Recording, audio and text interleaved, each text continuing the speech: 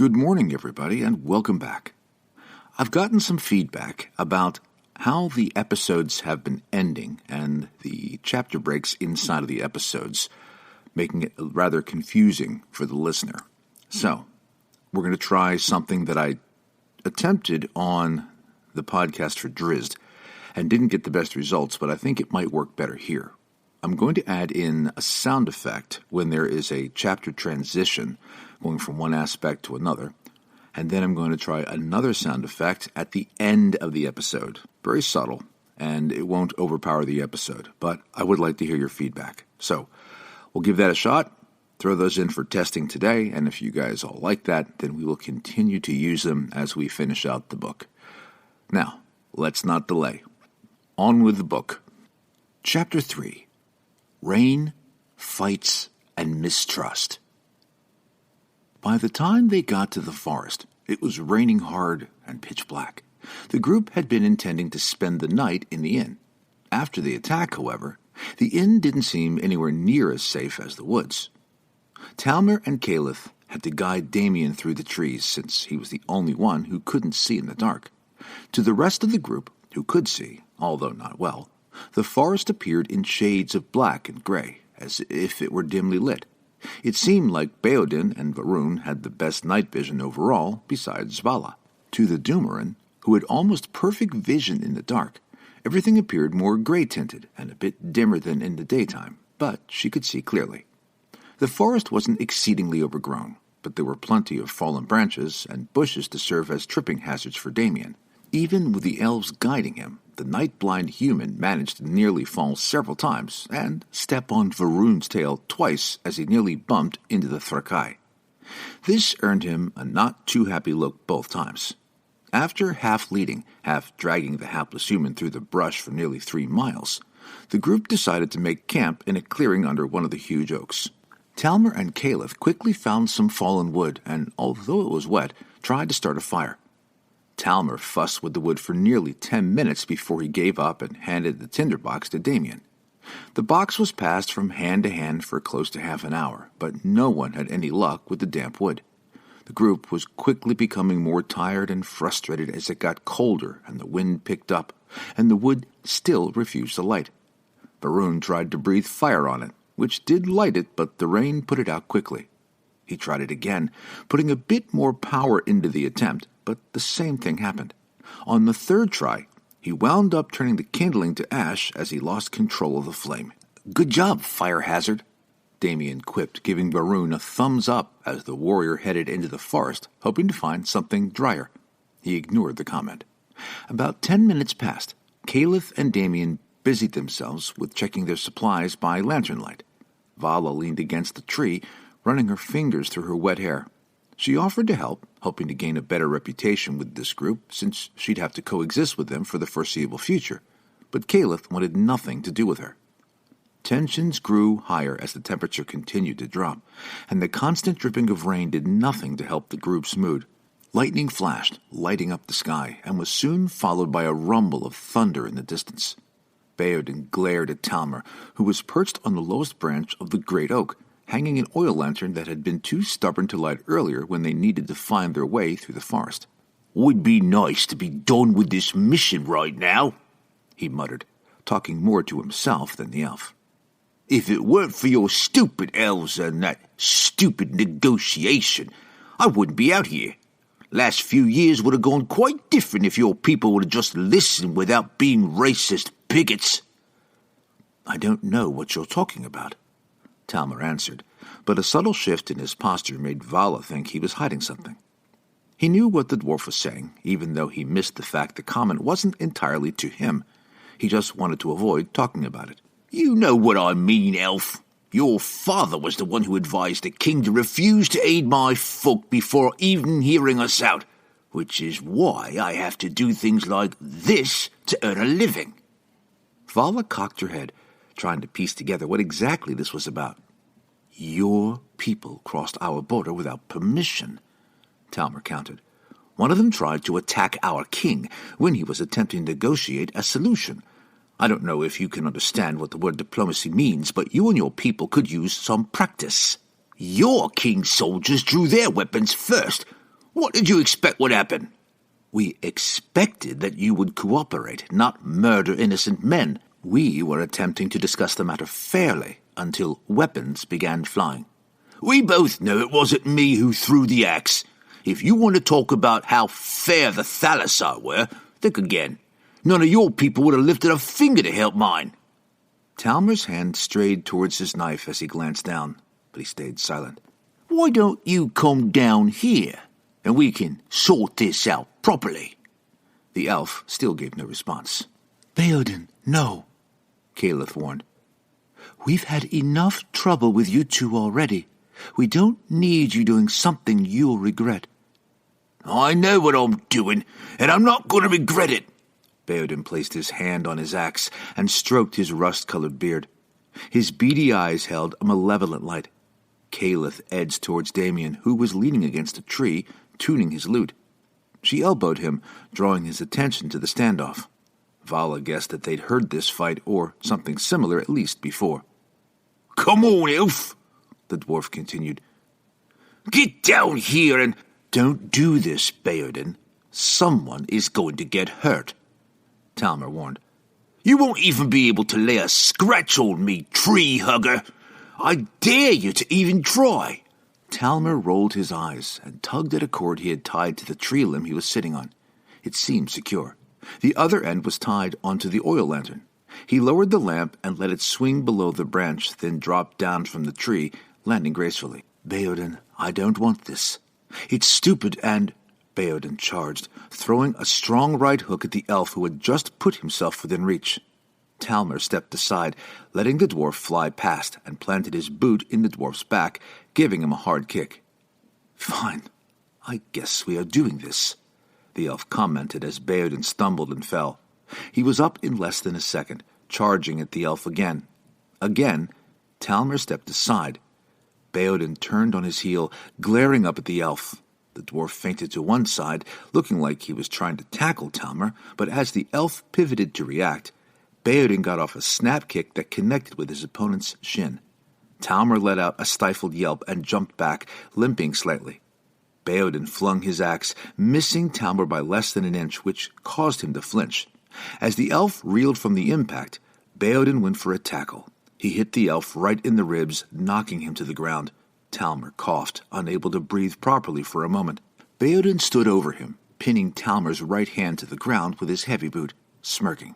Is that all you got, knife ears? Theoden taunted. He didn't care that the other elves had taken offense to that as well, but it likely was not the best thing he could have said. Caliph and Vala glared at the dwarf from opposite sides of the clearing. As the dwarf glanced at the other elves, Talmer drew his knife with his free hand, and in one easy, fluid motion slammed its hilt into the side of Theoden's head to momentarily stun him. He pulled his knees up to his chest and kicked the dwarf as hard as he could.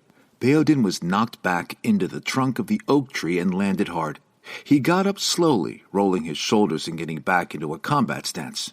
Talmer rolled onto his stomach and tried to push himself up, but slipped on the slick grass. His cheek hit the back of his knife. The fall gave Theoden enough time to reach him. He knelt over the elf and grabbed a handful of the Thalassar's blonde hair.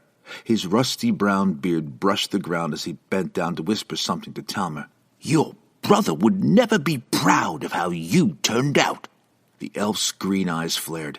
He jerked his head back, head-butting Theoden in the face.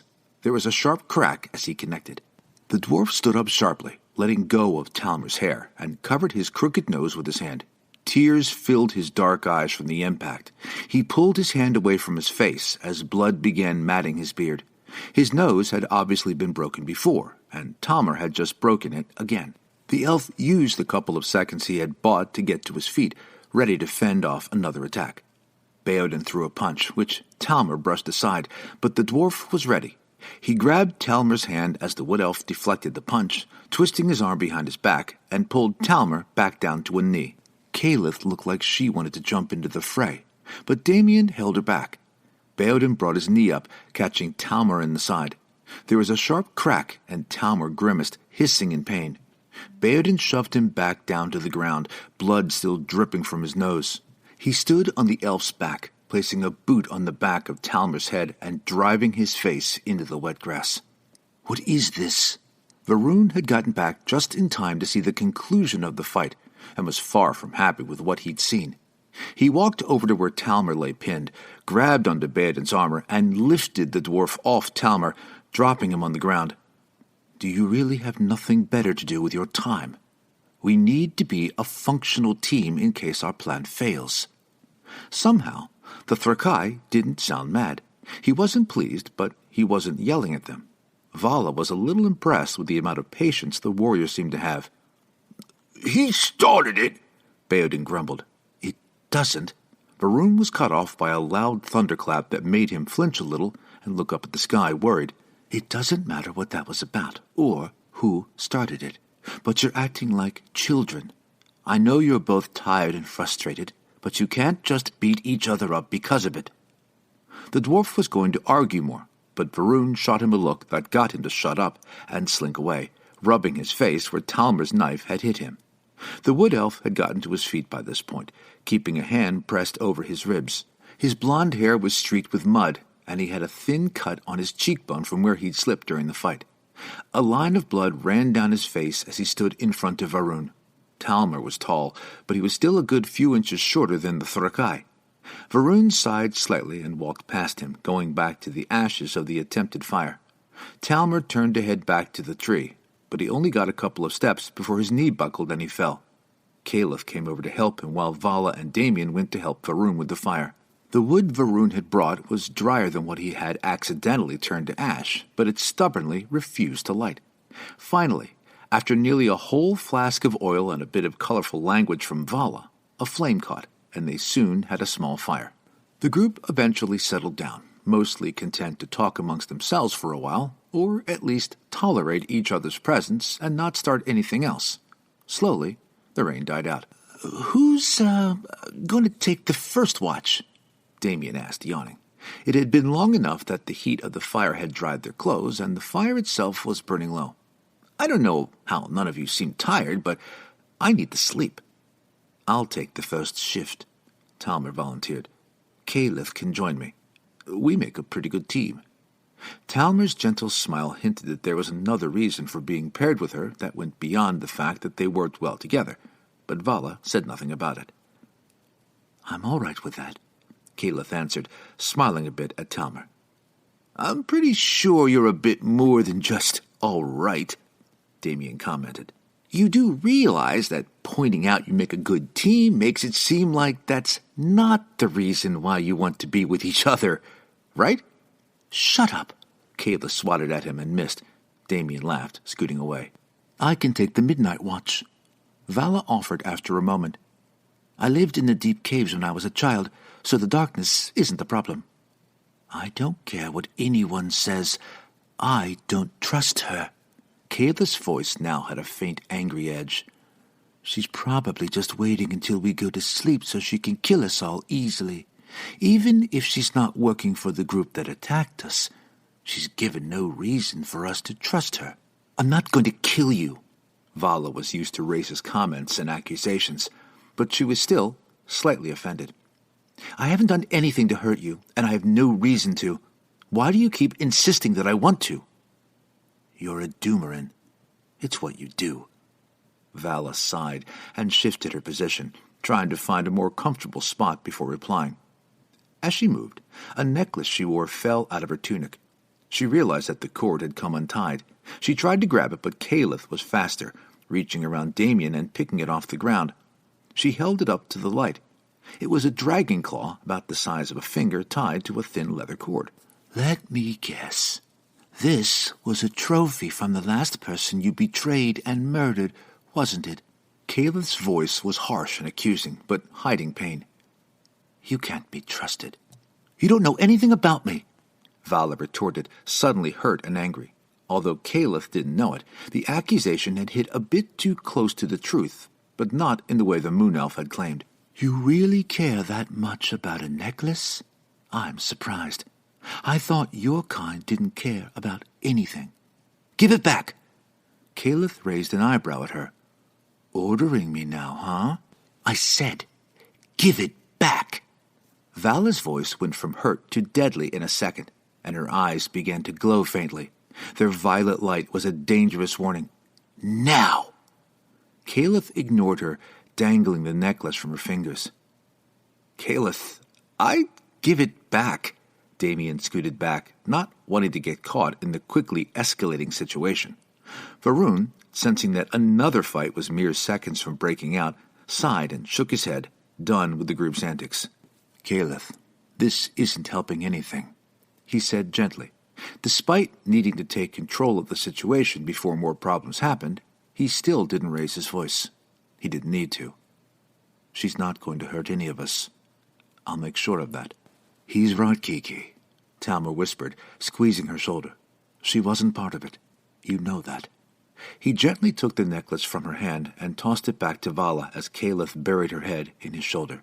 I don't want it to happen again, she whispered in Elvish. She didn't realize Vala understood that language. I don't want any of the people I care about to get hurt again. No one's going to get hurt, he promised. We'll make sure of that. Trust me. I want to trust you, but I can't trust her. Not after. Kayla sighed and trailed off. He tucked a bit of her hair behind her ear. Shh. It's okay. I know. It'll be okay, though. We'll make sure this doesn't end badly. You're safe. Are you still okay taking a watch, Caliph? Varun asked softly. She nodded, sitting up to look at him. Yeah, I can still take a shift. Okay. You and Talma may take the first 3 hours. I'll take dead watch with Vala, the midnight shift. So, I'm with Baodin? Damien asked. Yes, you and Baodin have the dawn shift, same length. If I'm right, the sun should rise around the middle of your watch.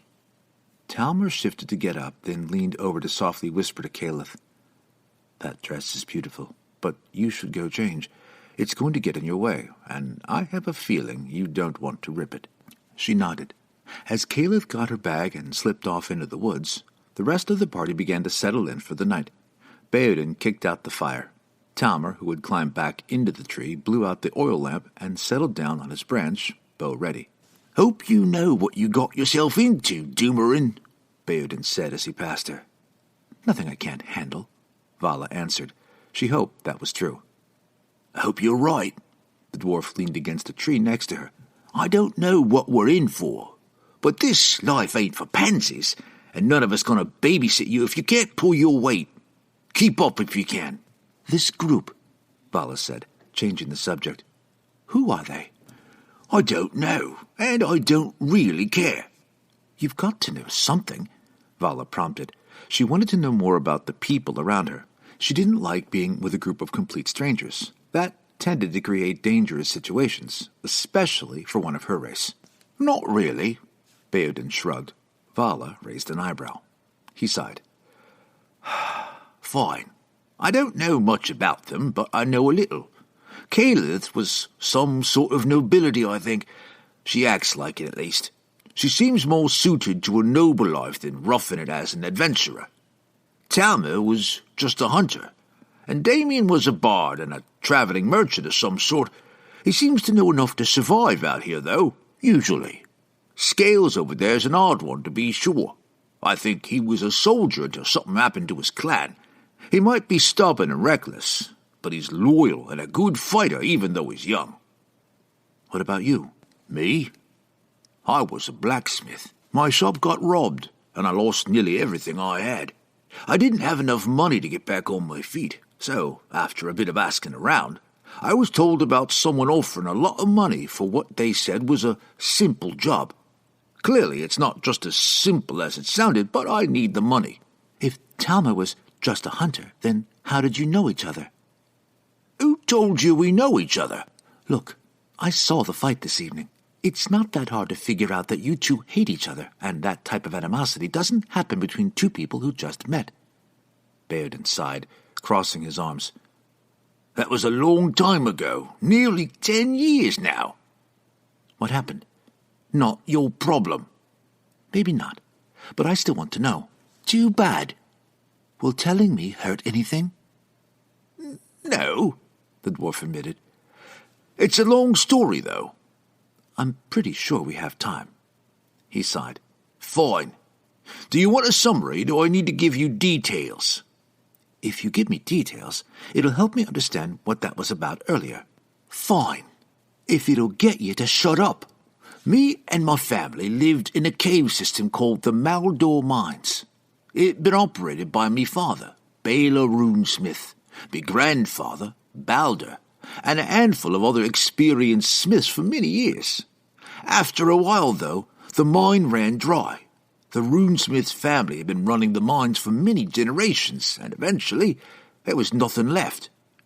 Vala tilted her head a bit, wondering what this had to do with Talmer. Beodin noticed. Patience, girl. I'm getting to the point. You're the one who wanted details. He sighed again, rolling his eyes. My family and the other dwarven families that worked the mines packed up and began searching for somewhere new. We eventually found out about the caves of Laurel. Supposedly, it was a rich but untapped mine deep in the Wood Elves forest.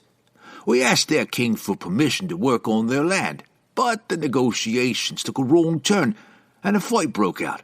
A few of the guards were killed, and we were thrown off their land. So you just became a sellsword after that? Not immediately. My family kept traveling for a while, trying to find work. Most of them, including me, had been raised as miners and blacksmiths for their entire lives, and they didn't want to do anything else, so they kept searching. After a bit, I broke off from my family and settled down as a blacksmith in one of the towns we passed. Then my shop was robbed, and I was left with no choice but to do stupid stuff like this for a living. That's all there is to tell. He stood up and walked across the clearing, done with the conversation. Vala could tell he was holding something back, but she didn't go after him. She knew she wasn't going to get anything else out of him. He barely wanted to give that much, and he only did because he knew she'd keep pestering him if he didn't. She climbed into the large oak that shaded the clearing and settled into a small nook in the high branches. Beodin, Damien, and Varun had settled down around the tree roots. Less than a minute after Vala got comfortable, nestled in the branch, Caliph got back.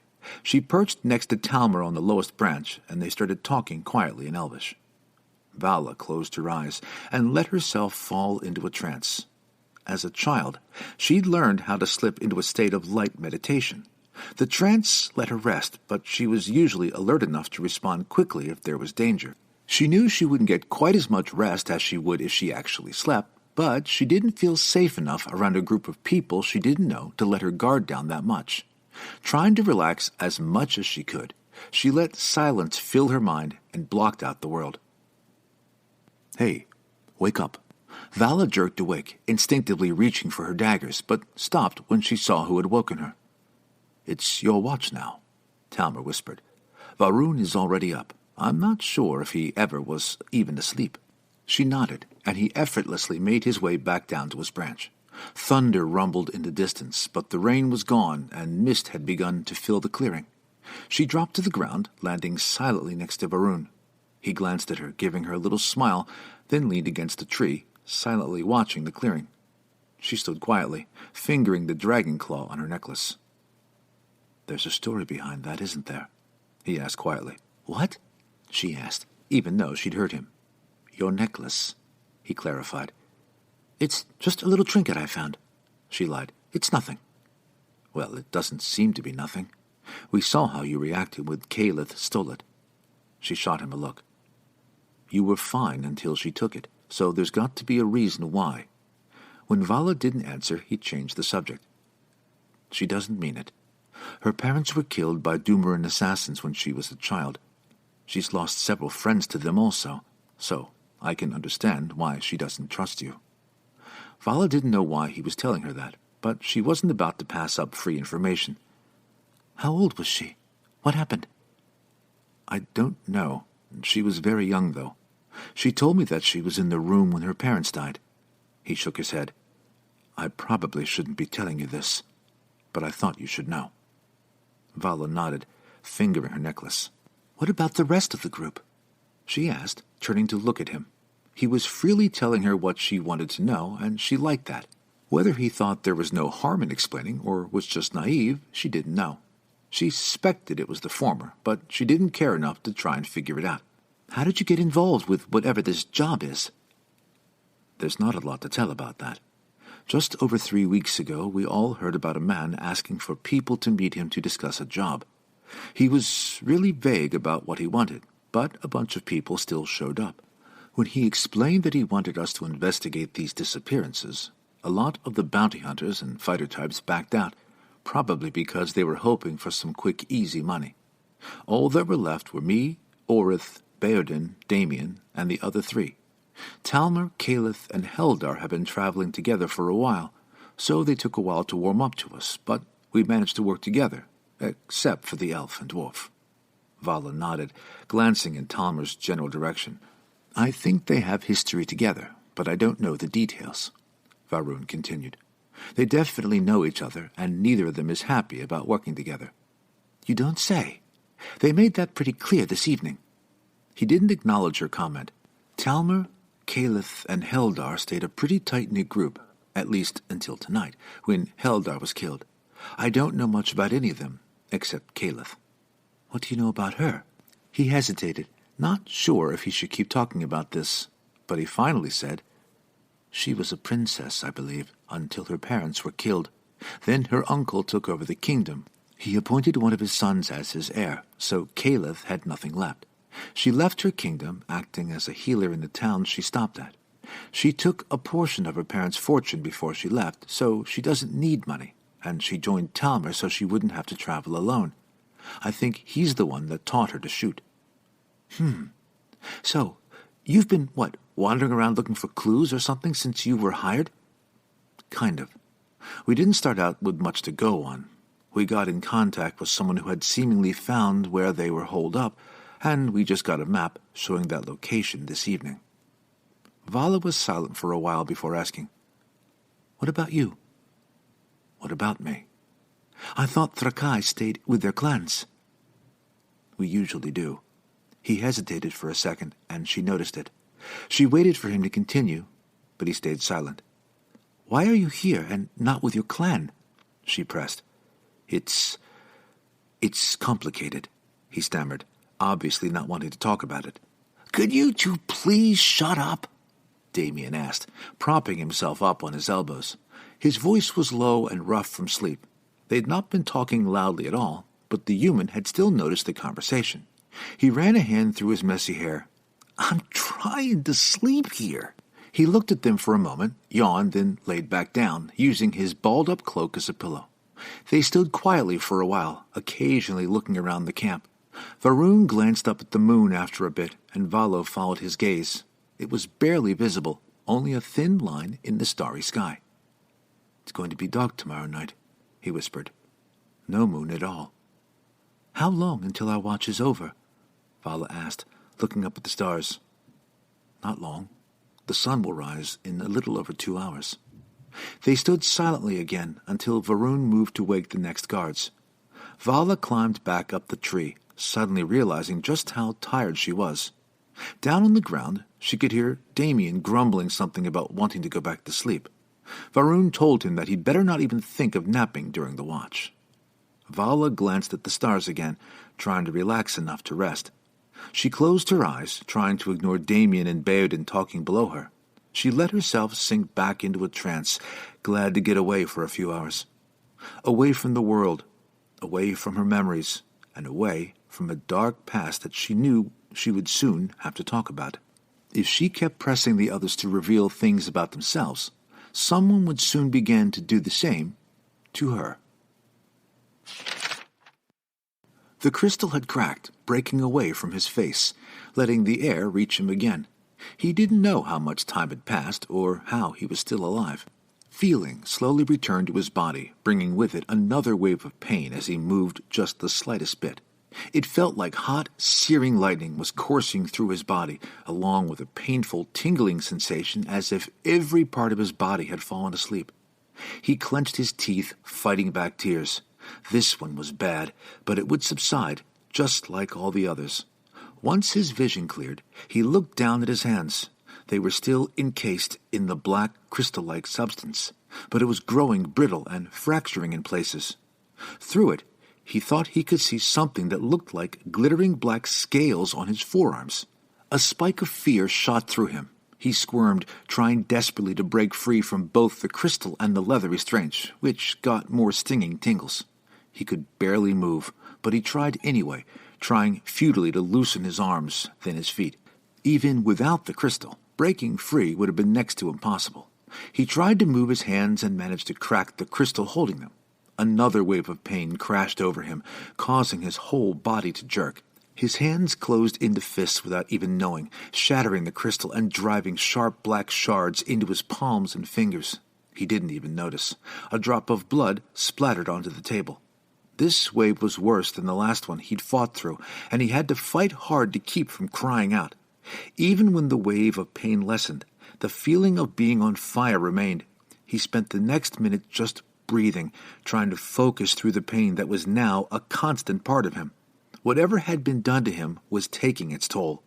He tried to twist his hands in the restraints, but only succeeded in slicing his wrists on a piece of crystal. He barely felt it. More blood stained the wood, but he ignored it. There was nothing he could do. He knew another wave of pain was mounting, and he braced for it. But it was no use. It felt 10 times worse than the last one, and no matter how hard he tried, he couldn't fight back a scream. The pain kept growing, getting more intense, and finally, he blacked out again.